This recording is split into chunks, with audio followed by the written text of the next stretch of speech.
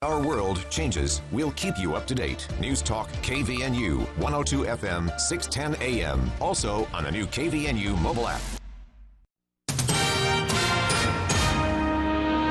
KVNU News Time is 5:05. I'm Bill Walter with this news update brought to you by U&I Furniture.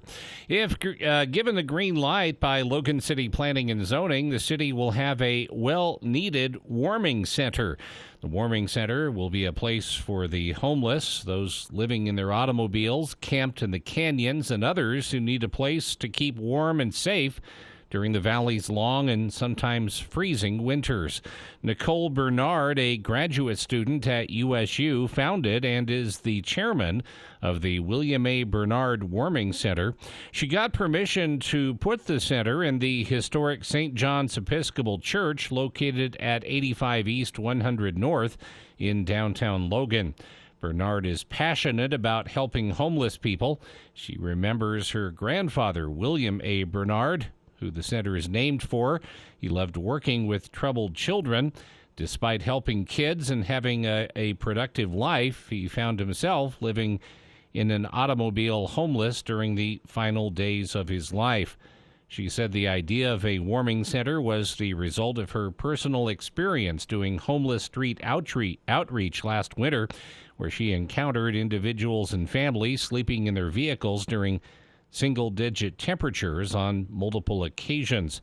The center is expected to provide a safe, warm environment for homeless individuals and families with no place to go on the coldest nights of winter. The warming center will be open from December 1st until March 1st. KVNU News Time is 5:06. KVNU weather for tonight.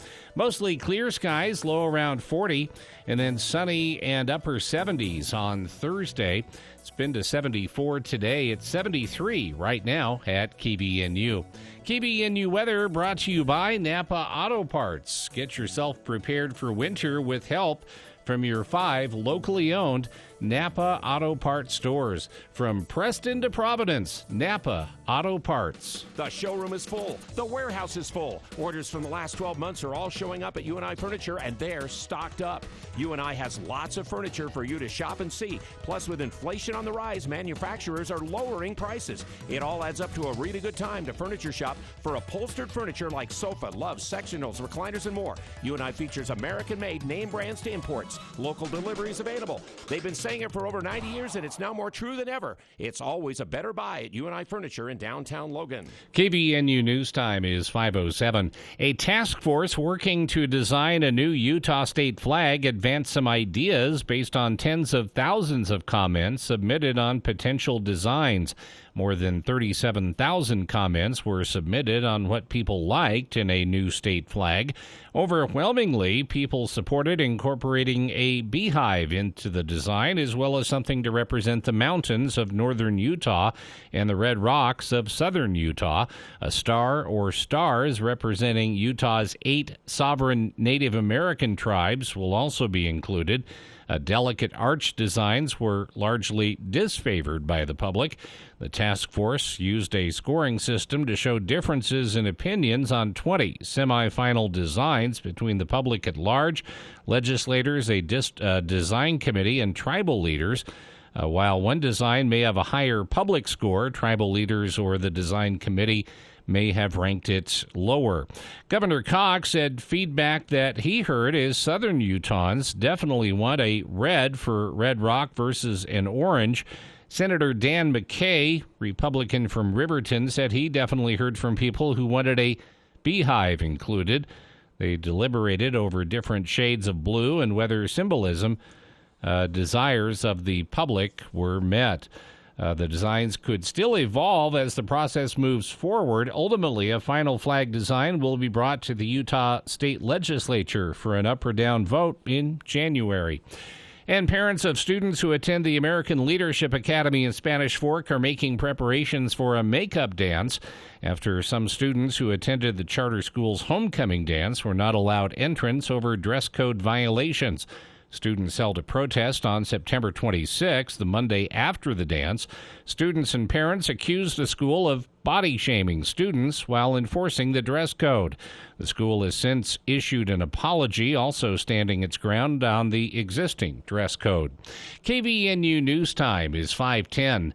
For more details on these and other stories, visit CashValleyDaily.com. Breaking news, stimulating talk. News Talk KVNU, 610 AM and 102.1 FM.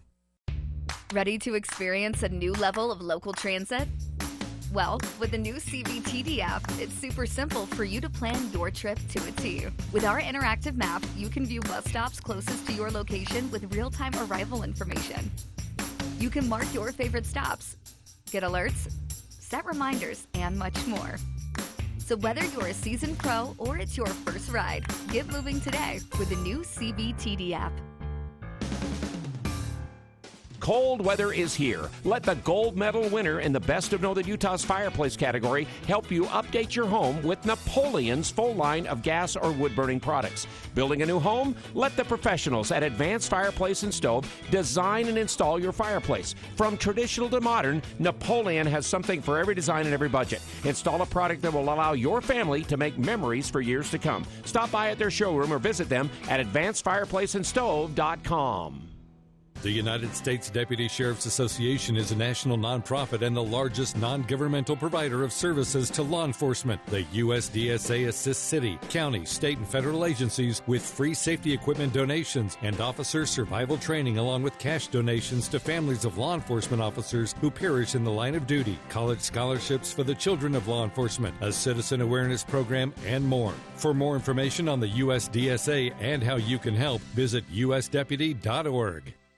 This is how we do every day. We be grinding, and if you wanna come and text us, if you love them enough to turn off your music and pretend like their music is your music. This is Mommy's jam. Then surely you'll check nhtsa.gov/the right seat to make sure they're in the right car seat. Let's play it again. Check today at nhtsa.gov/the right seat. Brought to you by the National Highway Traffic Safety Administration and the Ad Council.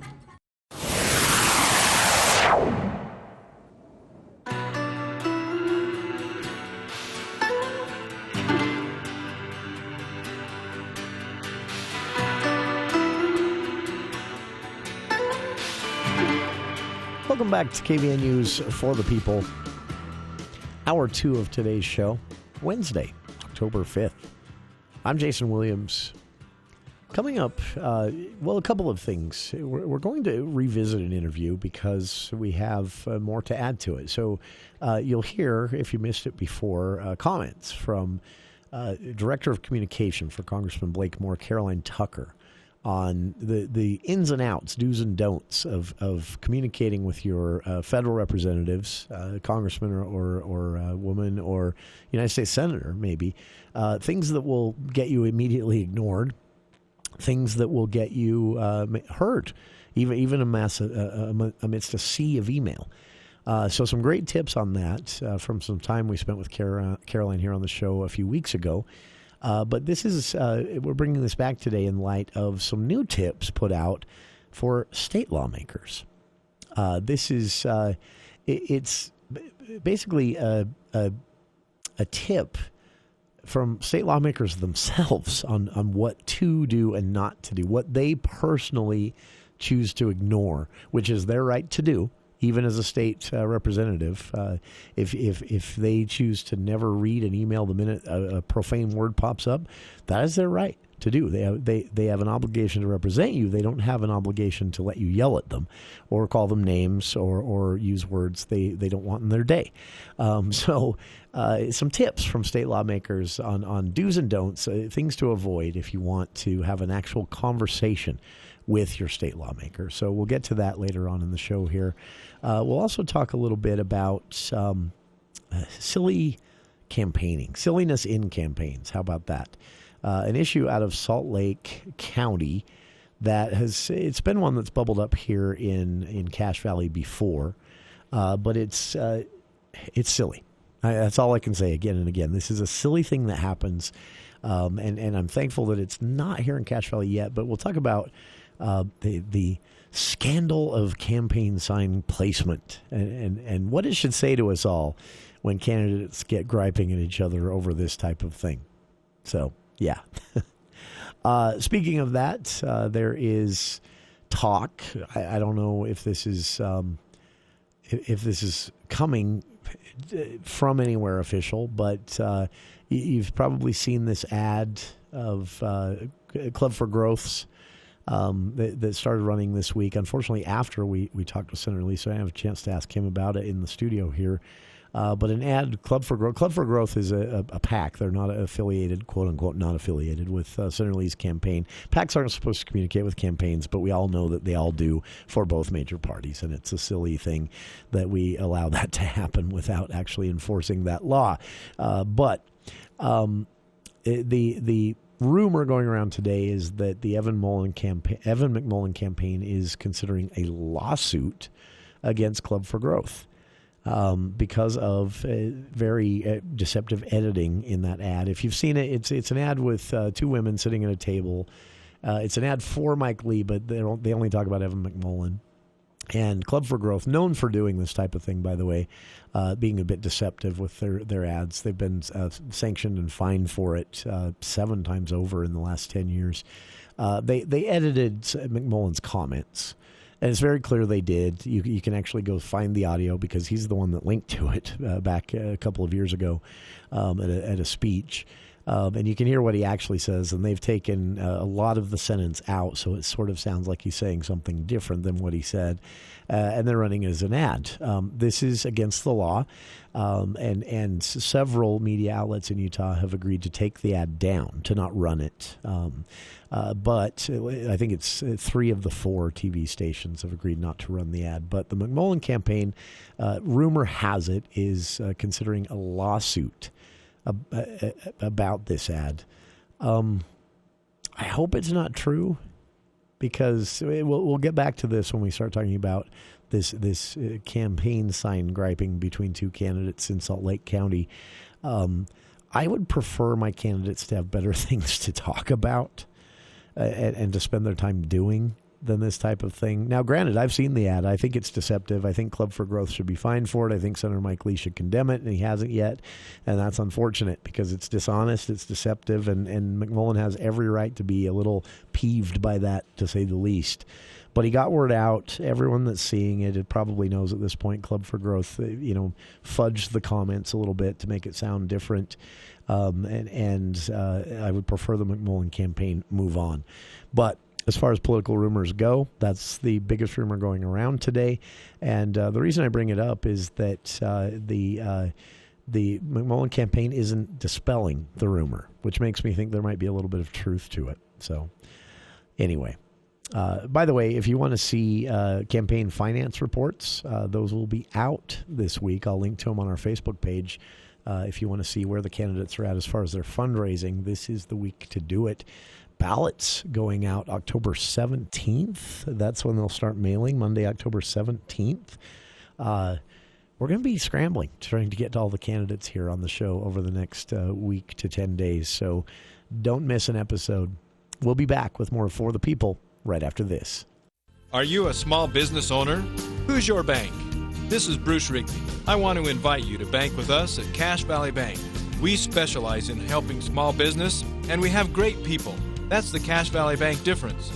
Decisions made locally, without all the red tape, by people who care and know how to help small business. Cache Valley Bank, growing, expanding, and proud to have our roots firmly planted in Cache Valley. Cache Valley Bank, member FDIC. Are you struggling to swallow your food or unable to swallow while eating due to eosinophilic esophagitis, EOE? A local research study is currently enrolling participants. Care Access is looking for volunteers to help evaluate an investigational medication for EOE. There is no cost to enroll and health insurance is not required. Study participants ages 12 to 75 may be compensated for time and travel. For more information, visit carestudies.com or call 351-222-5112. That's 351-222-5112. In honor of all those we've lost to cancer and those still fighting and thriving, like basketball analyst and cancer champion Dick Vitale, I want to beat cancer. I'm going to beat it. That's no doubt in my mind. I'm going to win this battle. Defeating cancer will take all of us. Join our team to help fund game-changing research that saves lives. At the V Foundation, V is for victory over cancer. V is for victory over the odds. V is for victory over health disparities, victory over setbacks, victory over the unknown. V is for victory over giving up. Don't give up. Don't ever give up. Join the V Foundation team and help save lives. Cancer can take away all my physical abilities. It cannot touch my mind, it cannot touch my heart, and it cannot touch my soul. Join our team in the fight against cancer at V.org.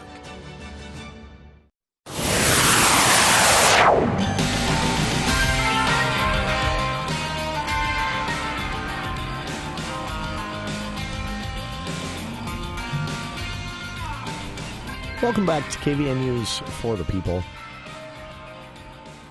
This was a pleasure of an interview to do. I shouldn't say it that way. All of the interviews we do here on the show are a pleasure for me, and hopefully they are for listeners as well. But this one really stood out because it's not a normal thing that we are interviewing staff or members of employees of an office of one of our elected officials. But a while back, we got an email from a listener with a great question. A listener who had read Holly Richardson, good friend of the show. Holly on the Hill is how she's known. She's also now currently the editor of Utah Policy, an online news magazine that focuses on just mainly legislative news or related news.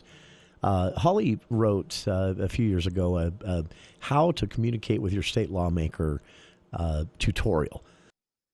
And one of the things that she really highlights in that tutorial is, of course, remember you're talking to a human being.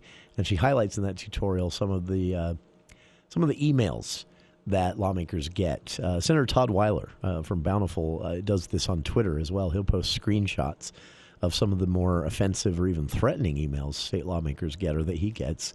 Holly wrote that a few years ago. A listener had stumbled across that and said, this is great, but I'm curious about our federal representatives. How do we know, if a voicemail left at the office or even if we talk to someone who answers at the office, that message gets passed on?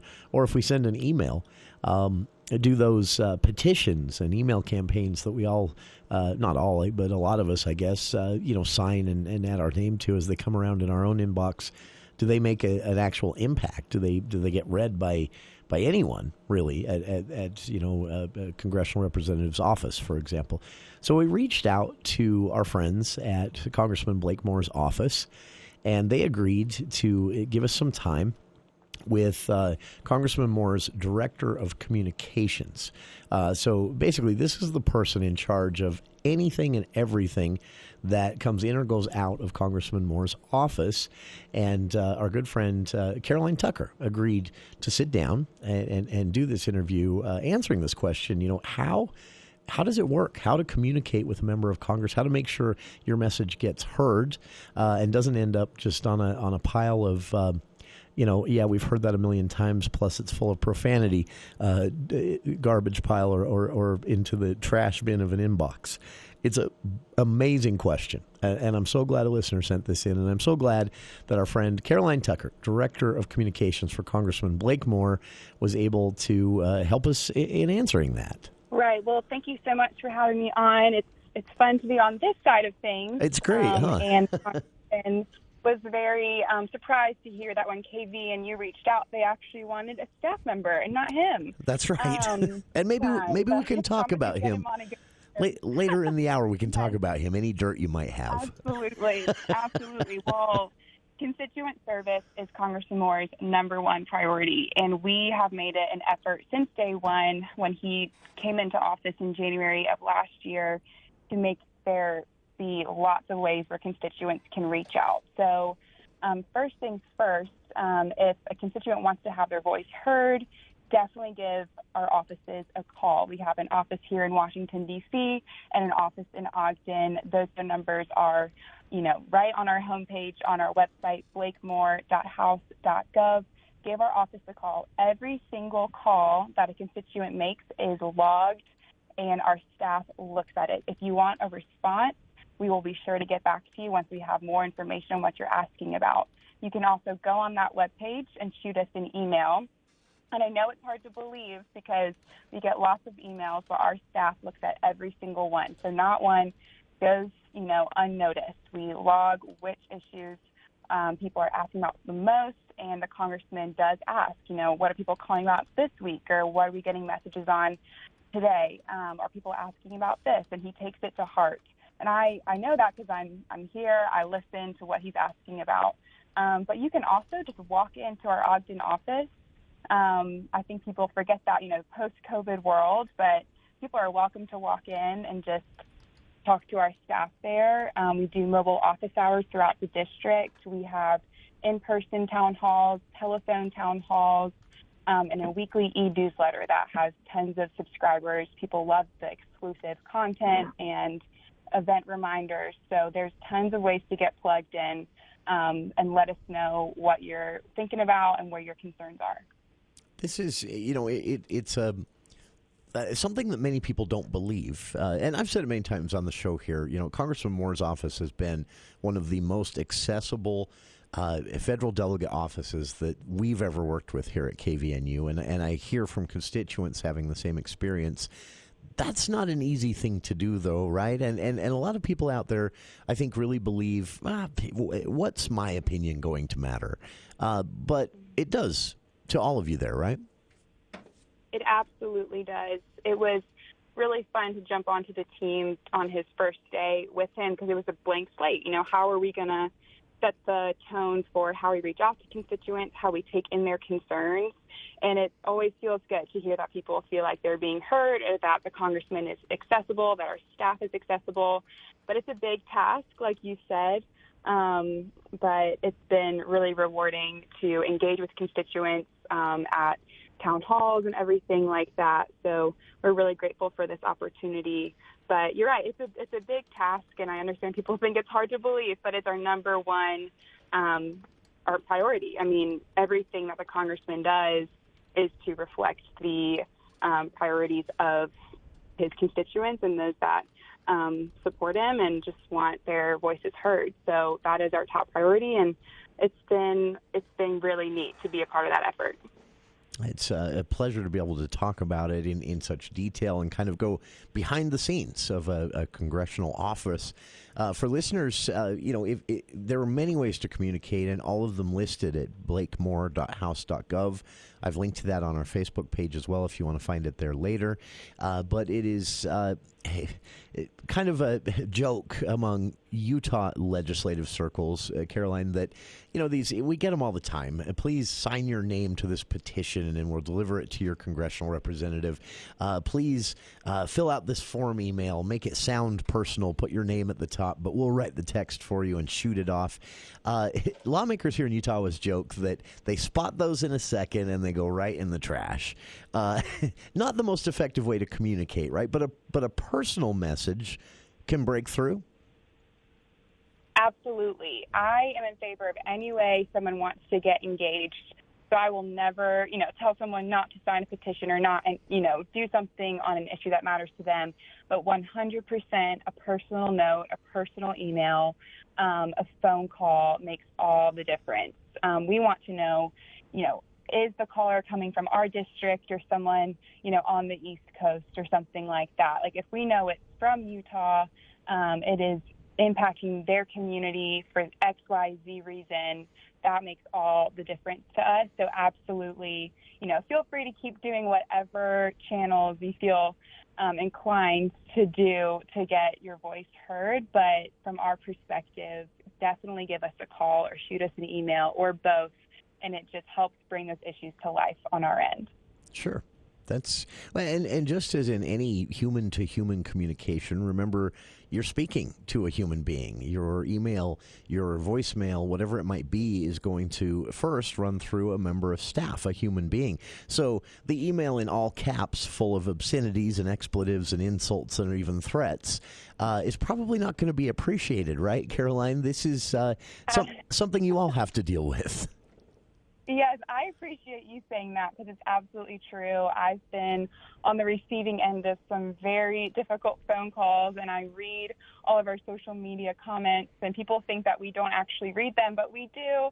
And we are people just like everyone else. And so, yes, if there's a concern, please let us know in, a kind way, because we have such hardworking staff who spend all day on the phones with constituents because we really want to know, what's on the mind of Utahns. And when it comes off in a very abrasive way, it just kind of fills up that wall, and it just makes it harder to get through and for us to share the congressman's positions on certain things. So, yes, if you give us a call, we are so happy to hear from you, but we just ask that you keep it cordial, and it'll be a better conversation for everyone, I promise.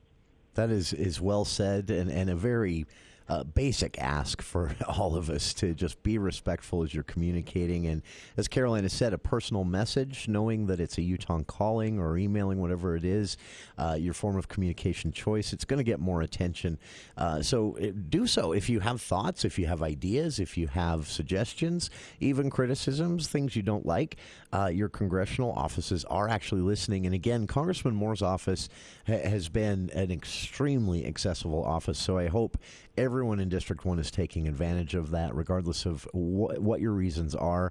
Our guest, again, Communication Director for Congressman Blake Moore, Caroline Tucker. And Caroline, we won't tell him, but he's an energetic guy. He's working on a lot of things. Just unveiled this Forever Families Act, which we'll talk more about later on in the show here, for foster kids and getting them through the permanent placement system faster. Do you ever just have to tell him, let's take a break for a second? Your staff's worn out. Absolutely. The thing about Congressman Moore is that he wants to do it all. And actually, we just had a hectic day back here in D.C., making sure he met every meeting, every constituent, everything. I mean, we are wiped, but that's just what makes him such a hard worker, is he just wants to show up for everyone and give it his all. The August recess period we just had was really good for our whole team, just to take a minute, kind of just get caught up on things, and then we're here again ready to ramp up. And he actually just introduced another bill today, the Pharmacist Conscience Protection Act. So Wow. We are just hitting the ground running, and it's good to be back and back in action and to have him back here. But sometimes we do have to tell him, sometimes we can't do it all. We can't say yes to everything. We make it happen, When there's a will, there's a way. Sure. But it's great working for a member who just has so much energy to give around and can just, in everything he does, he gives 100%, which I think is super admirable. Sure. But yes, he's busy, and it has been a lot of fun. Well, thank you to Caroline Tucker, the Director of Communication in Congressman Blake Moore's office there in Washington, D.C. And Caroline, I appreciate you giving us a behind-the-scenes tour of sorts, an audio tour of the inner workings of a congressional office. And for listeners, there you have it, some tips on how to be heard, how to make sure your voice is not lost amidst all of the oftentimes paid fake, i.e. fake, email campaigns. And, I shouldn't say fake, but, these offices are swamped sometimes by phone calls and emails that are not even their actual constituents sometimes. It is a challenge these days to make sure an email gets seen or heard. But some tips there from Caroline Tucker, on Director of Communication for Congressman Blake Moore, on how to be heard, how to interact directly and indirectly with your federal representatives. And these tips apply just as easily to your United States Senate representatives, both Mitt Romney and Senator Lee. You also have the other members of Congress, if you're listening from a different district by chance. Good advice all around from Caroline.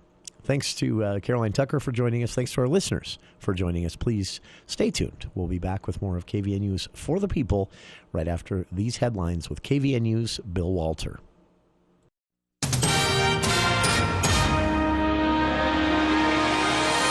Thank you, Jason. KVNU News Time is 5:34, and the news is brought to you by Roof Rescue. Local artists will have their work on display for sale at the annual Holiday Gift Market to be held this weekend at the Cache County Event Center at the fairgrounds. The market will begin at 3 p.m. and go till 8 p.m. Friday, 10 a.m. to 5 p.m. Saturday. Artists in the Valley come together and bring their work to sell this weekend, according to Christy South. It's who is one of the featured artists. South said that she has been to this show for 3 years and thinks it's been going on for 10 to 12 years. Leona Hawk started the show and would pick the best of the best local artists and invite them to the holiday gift market.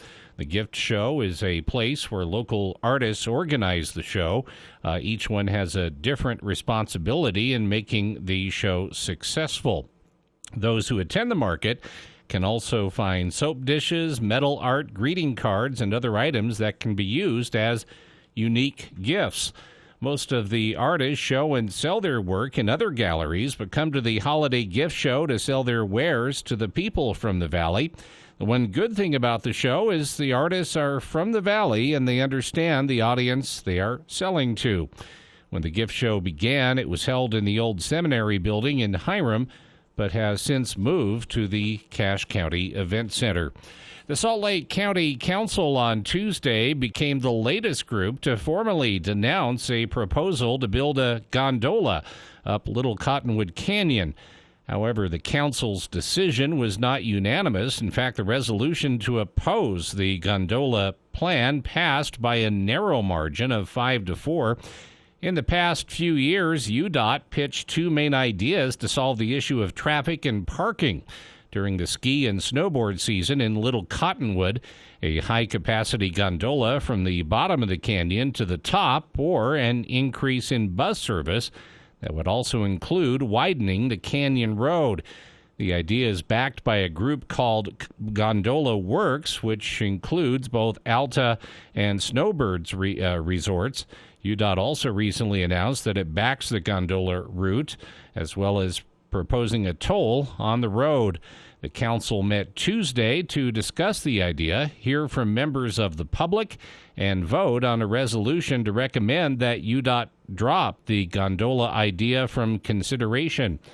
UDOT is accepting public comments through October 17th. While overall inflation went down just a bit in August, the price of food continues to go up, and grocery prices remain 11% higher than a year ago.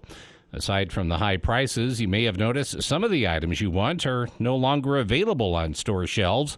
The CEO of the Utah Food Industry Association, Dave Davis, gave KUTV some background information on why some of us are encountering these issues. He says there's a number of categories where supplies have either shrunk down or narrowed the number of products they are producing because it's a challenge to get raw materials. The war in Ukraine continues to impact the availability of grains and final products, and also affected the supply and price of meat. While you may notice the empty spots on store shelves, Davis said there's no need to panic, and he wants the public to realize there's plenty of food out there. The Federal Reserve plans to release new inflation numbers on October 13th, which will be used to determine whether food prices have begun to fall. KVNU News Time is 5:38. This is Mark with Roof Rescue. Most of us don't think about our roofs very often until you see shingles on the ground or water drips through your ceiling. Keep your roof in tip-top shape to protect your home, your biggest investment. Roof Rescue uses only the highest quality materials with experienced workmanship guaranteed to last. Even if you were denied by your insurance company the first time, a free re-evaluation can be made. Visit roofrescueusa.com to schedule your free consultation in Cache Valley and surrounding areas. Roof Rescue, providing watertight peace of mind. KVNU weather for tonight, mostly clear, low around 40, and then sunny upper 70s tomorrow, sunny mid-70s on Friday. Over the weekend, partly cloudy Saturday, middle 70s, and then mostly sunny skies on Sunday, and yes, around the mid-70s again. And that's where we've been today. 74 has been our high. Right now we have 73 at KVNU. KVNU weather brought to you by U&I Furniture. Their showroom is full. The warehouse is full.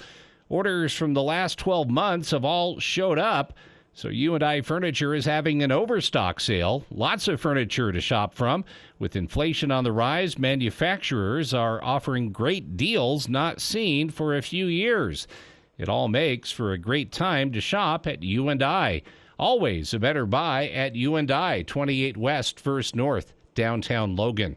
For more details on these and other stories, visit CashValleyDaily.com. Don't get caught without power after a windstorm or a major winter freeze. Golden Spike Electric offers Generac backup generators so you can be prepared and keep your home warm while avoiding frozen pipes. Golden Spike Electric is one of the largest Generac dealers around, so you know it'll be installed right. Whether you're a homeowner or an electrician, contact Golden Spike Electric to rest easy the next time the power goes out. Online at gsegenerators.com or call 435-257-3016. They also service other models.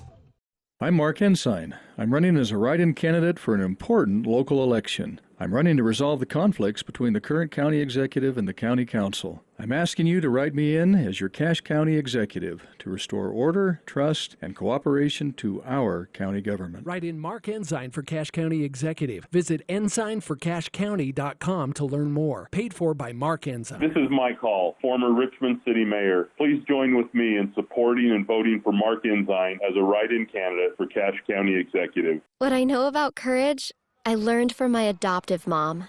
She said sometimes you just gotta hold on and know we'll get through this. Mom, we are so high up. Hold my hand. No, you hold my hand. Here we go. Learn about adopting a teen from foster care. You can't imagine the reward. Visit adoptuskids.org to find out more. I learned patience from my adoptive dad. All he had to say was, "Hey, you got this. Just breathe." Hey, we're pretty good. Yeah. Might have to start a band. I got it. Learn about adopting a teen from foster care. You can't imagine the reward. Visit adoptuskids.org to find out more. This message is brought to you by Adopt US Kids, the U.S. Department of Health and Human Services, and the Ad Council. Papa, why can't we telegraph while riding a horse? Son, there ain't no one to blame but Jeffro. He was riding old Betsy the Stallion, tip-tapping away at his telegraph, when blam!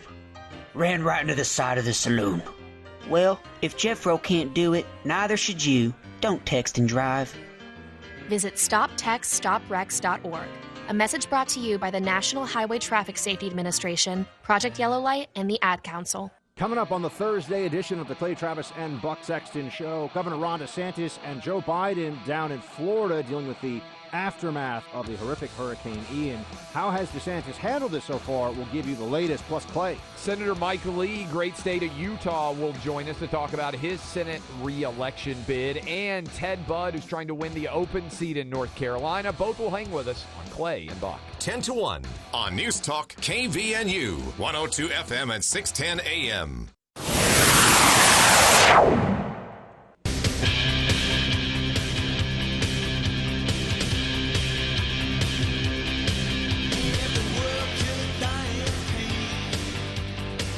Welcome back to KVNU's For the People. Just a random collection of news here for this next segment. There is so much going on. It's hard for me to actually put some time aside for this, but maybe there's some value in it. This is happening in Salt Lake County, not here in Cache Valley, thankfully. But it has happened here in Cache Valley before. And I don't really know what it says, but it does seem to me to be happening more frequently. On a more regular basis, we're seeing these stories. Now, that might be that the stories are getting reported on where they previously didn't.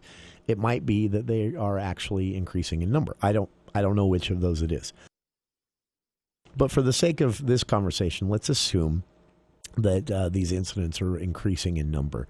And there are two types of incidents I want to talk about here. The first is candidates getting petty with each other and griping about sign placement. Yeah, this is an actual thing that is actually happening in Salt Lake County right now, where you have, it started with let me make sure I get this right. It was a Republican candidate in Salt Lake County complaining about the Democratic candidate's sign placement. There are laws around this type of thing. There are state laws. There are county ordinances and city ordinances that dictate where and how political campaign signs can be placed. That is, I don't know. They happen for good reasons. One, for example, I've seen these actually, but if you've driven on the freeway and you've seen a candidate's campaign sign hanging from one of the pedestrian overpasses, I even one time saw one hanging from a regular overpass. There are safety reasons that this is a horrible idea. And should reflect poorly on the campaign who placed that sign there, or who didn't remove it if they noticed that some unknowing or substandard staffer placed it there. But you don't see that often. The complaint in Salt Lake County is over a corner of land that is technically it's public space. Now, we see this all the time here in Cache Valley, right? In fact, I passed 3 signs for candidates here today, Republicans and Democrats alike, who were in the public portion of a corner lot.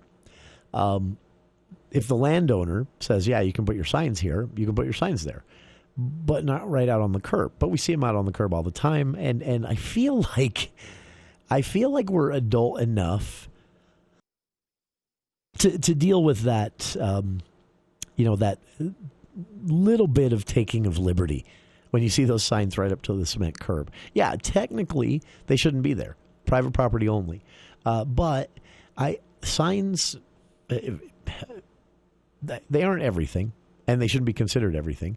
But they do remind people at least that there's an election afoot. They do trigger people's minds to the extent where maybe they'll go home and research the candidate whose sign they saw. I think they're important. I think that too much importance is placed on them by campaigns, but I think they're important. I was very angry several years ago when all of the municipal candidates in Logan City all agreed together collectively not to put any signs out until late September because, and I quote, the signs are ugly. That's a disservice, I think, to not campaign, at least in that way, especially when at the time, and still unfortunately today, there's so little campaigning that actually happens. The election results oftentimes are such a foregone conclusion that nobody campaigns, and so we see lower turnout here often than we see along the Wasatch Front or in the Salt Lake and Provo areas.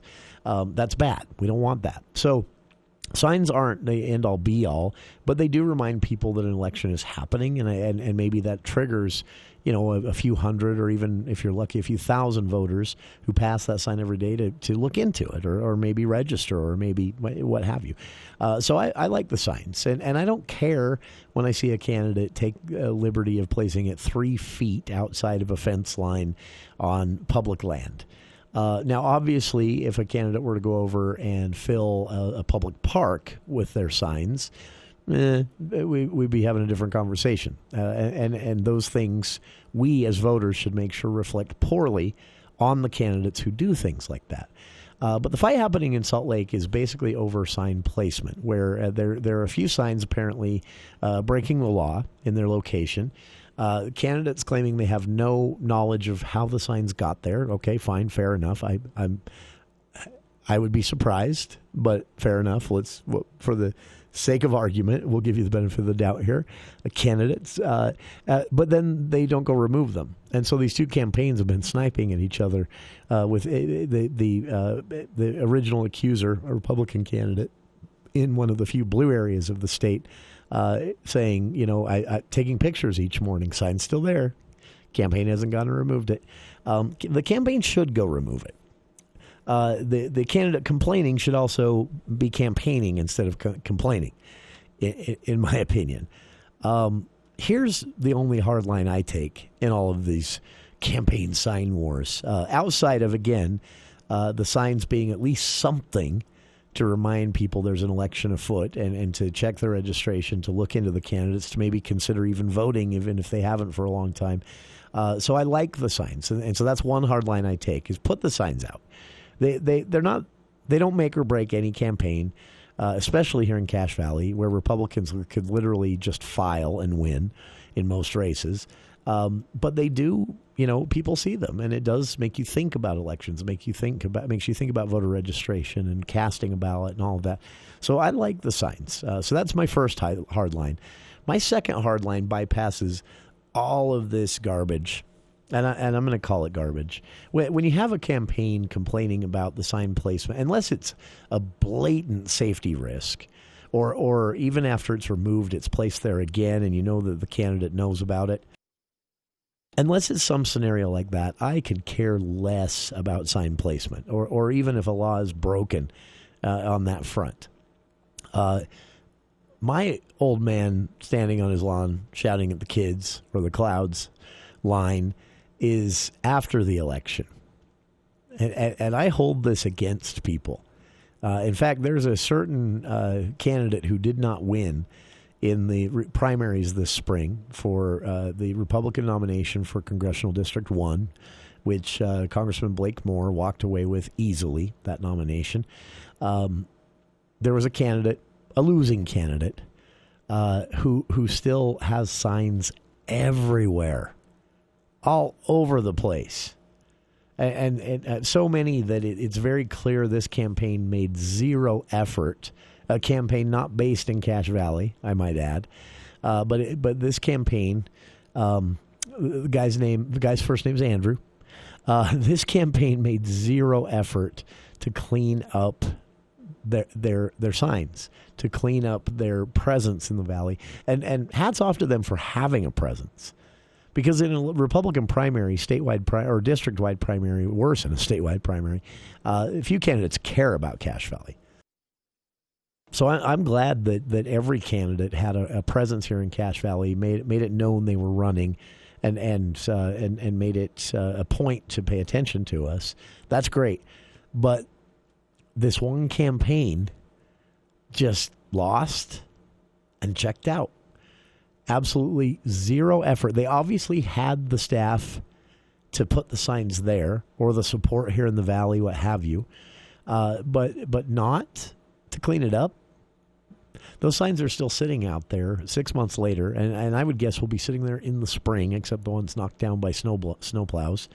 And I think that should reflect very poorly on that individual candidate and that candidate's campaign. And should they run again, I know it sounds like such a petty thing, but it shouldn't be.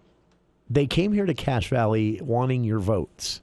And to their credit, they made their presence known with these signs, with offices, with more events, etc. That is all amazing. But they had one final responsibility to the people they were asking to vote for them, which is to not leave a bunch of trash behind. And to me, again, if someone were to call this petty, I would not argue. Maybe it is. But to me, it says they didn't really care. I'm glad this person lost just because of that. They didn't care enough to, while their campaign was still going, to say, okay, we lost the nomination race. We're not going to be the nominee for the Republican Party. Before we disband, before we all go our separate ways and maybe run into each other again on future campaigns for different candidates, let's go clean up everything we put out. It's just the responsible and adult thing to do. And again, normally I just kind of see a few here and there, and I think, they get missed. They sometimes it's hard to get your staffs to stick around if you lost. I get it. But there's usually an effort made, at least. With this specific former congressional candidate, losing congressional candidate, it's obvious no effort was made. Cache Valley is still littered with these signs for a now defunct and moot campaign, and it bothers me. So that's my second hard line. But again, when it comes to candidates griping at each other over sign placement, I don't know about you out there in listener land. For me, when I hear a candidate complaining about where their opponent has placed a sign, I kind of assume that candidate's probably losing. Maybe that's not fair. But it seems like there are more important things to be talking to voters about if you're hoping to win their vote. I don't know a single person that would hear a candidate complain about their opponent's sign placement and go, ooh, that's the representative for me. Yeah, doesn't happen. We'll be back with more of KVNU's For the People right after this. Are you struggling to swallow your food or unable to swallow while eating due to eosinophilic esophagitis, EOE? A local research study is currently enrolling participants. Care Access is looking for volunteers to help evaluate an investigational medication for EOE. There is no cost to enroll and health insurance is not required. Study participants ages 12 to 75 may be compensated for time and travel. For more information, visit carestudies.com or call 351-222-5112. That's 351-222-5112. Ride the bus to the North Logan Pumpkin Walk Thursday through Saturday, October 6th through 8th, and Monday and Tuesday, October 10th and 11th. The Cache Valley Transit District will provide zero-fare bus service from Greenville Elementary to the Pumpkin Walk at Elk Ridge Park. Bus service begins at 6 p.m. and runs till 10, beginning at Greenville Elementary. The CVTD bus is always warm, dry, and clean, and gets you closer to the entrance of the Pumpkin Walk. Have fun, be safe, and enjoy this year's North Logan Pumpkin Walk by riding with the Cache Valley Transit District. At Movember, we're best known for the mustache. Well, here's the thing. Men's health deserves support year-round, which is why we're more than a month, more than mustaches. All year round, we're doing more. We're delivering more research, more treatments, doing more to help men live happier, healthier, longer lives. But we need your support, because the more we can do, the more fathers, brothers, partners, sons we can protect. Movember, more than a month. Give monthly at Movember.com. Hi, this is Gordon Deal. Thursday on This Morning, America's First News, how the U.S. could respond if Russia uses nuclear weapons in Ukraine. Also a chat with the Florida congressman whose district took a direct hit from Hurricane Ian. Plus, more companies considering a 4-day work week in an effort to recruit and retain employees in a tight job market. And 3 money moves to make now that it's October. Thursday on This Morning, America's First News. From 4 to 6 on News Talk KVNU, 610 AM and 102 FM. Your station for news and talk.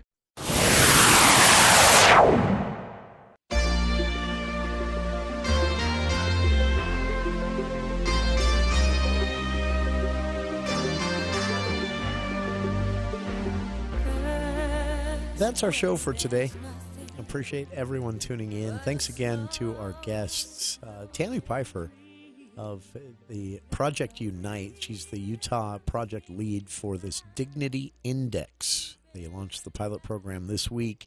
They'll be joining us every week for the next 8. It's an 8-week program, and the goal, again, is to get candidates, elected officials, and more to think more about the rhetoric they're using. Are you using elimination rhetoric? Are you using words of contempt when talking about political opponents or those you might agree with in your own disagree with in your own party even, or using words of dignity and inclusion?